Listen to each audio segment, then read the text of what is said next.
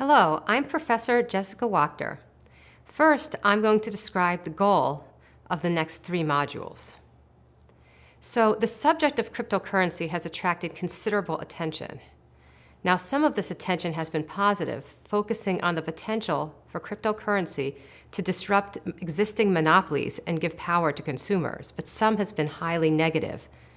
Cryptocurrency has been referred to as a fraud or worse.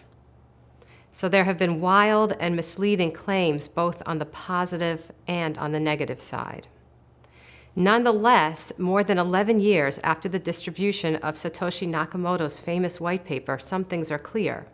The first is that cryptocurrency and the associated technology of blockchain and distributed consensus have staying power, and cryptocurrency is inherently a hard subject as it combines knowledge from computer science, cryptography, finance, economics, even probability, law, and philosophy.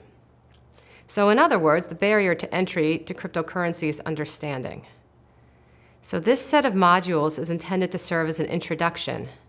The references I will provide can serve as a guide if you decide further investment in understanding cryptocurrency is right for you. Now, these lectures are designed for a listener with a background in finance, which is where I'm coming from.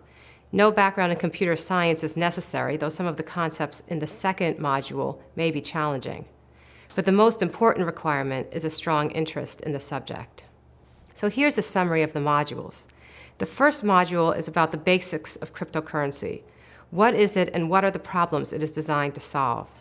The second module covers blockchain and distributed consensus protocols. How do these relate to cryptocurrencies? What are they and how are they used? Finally, in the third module, I will describe cryptocurrency as an asset class.